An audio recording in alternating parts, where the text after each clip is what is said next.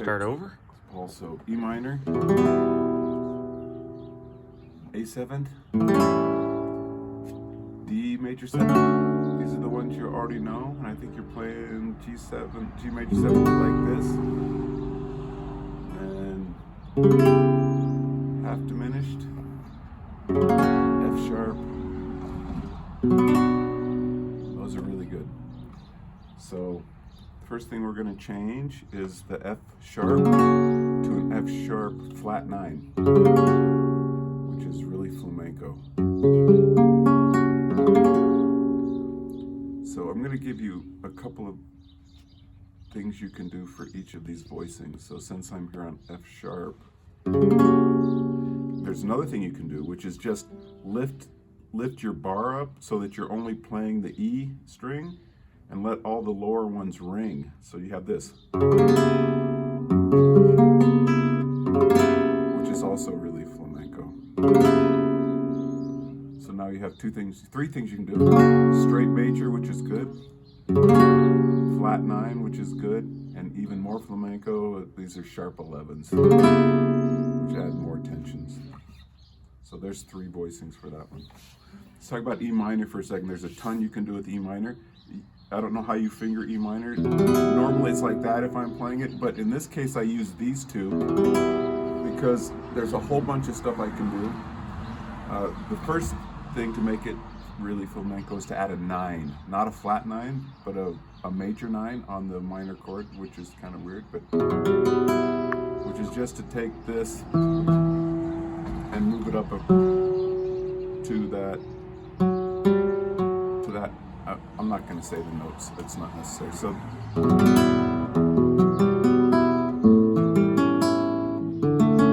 So you can add the 9, you can add the 7, which is this D right here on the 3rd. So an E minor 7, which is cool. You can add the 9 up top on this G string, on this 2nd fret of the high E string. And what's really cool now is you can start adding those together. So straight E minor, if we do just the top 2, the 7 and the 9 up here, sounds really cool. This is the version they actually play in the song, but they double up the 9, and this fingering is really hard to do. So you don't really have to worry about it.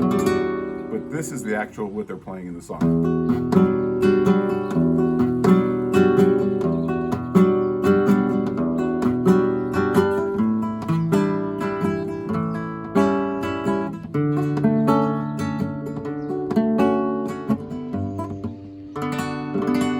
Okay, so there's a bunch of things you can add to that E minor.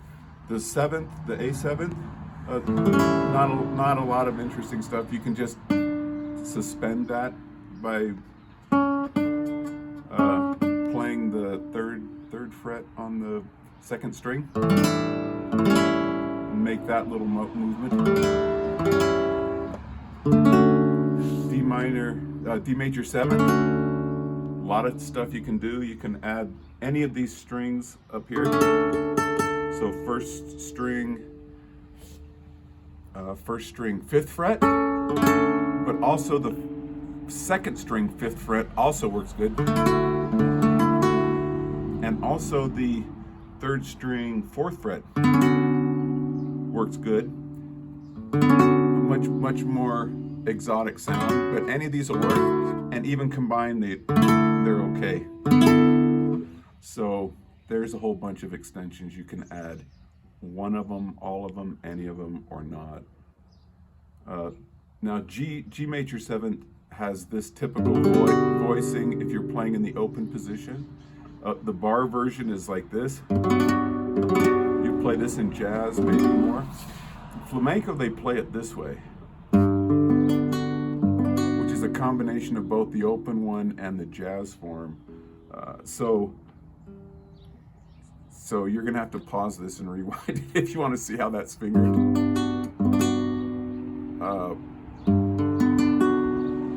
But they don't use the full voicing in the actual song. In this one, they go from this D minor or D major 7, and to make it easy, they just do this kind of abbreviated version.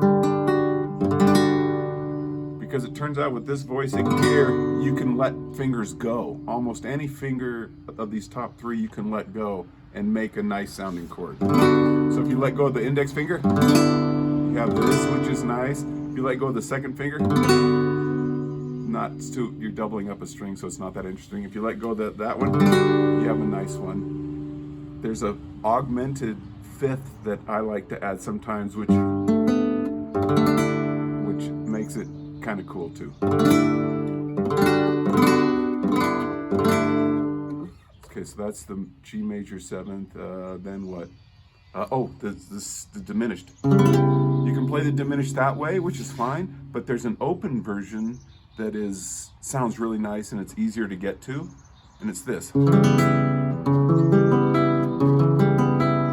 So your 3rd finger's going right there on that C sharp, and then you're playing 1, 2, 3, the D string, 2nd fret, and then the rest of them are open. And that's also half diminished, C sharp half diminished.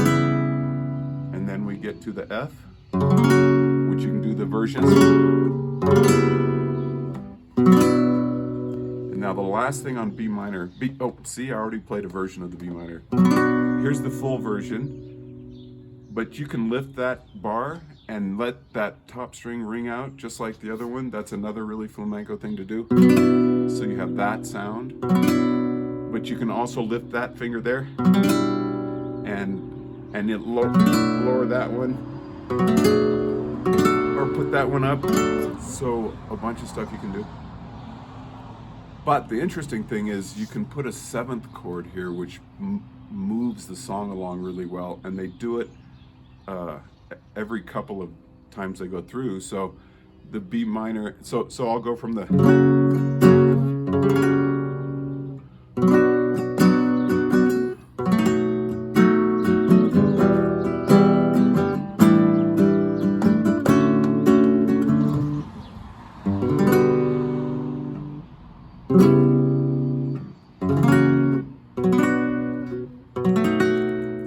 that B7 there, it really creates a drive back to that root.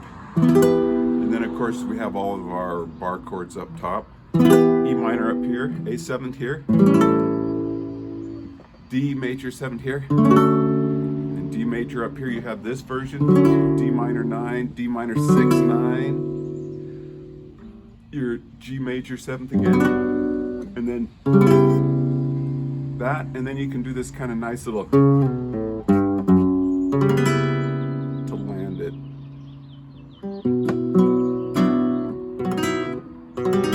You can let that open, and then it creates a ton of tension. So it's kind of fast, but it just gives you an idea of so much variation just for that chord progression and adding all kinds of extensions. So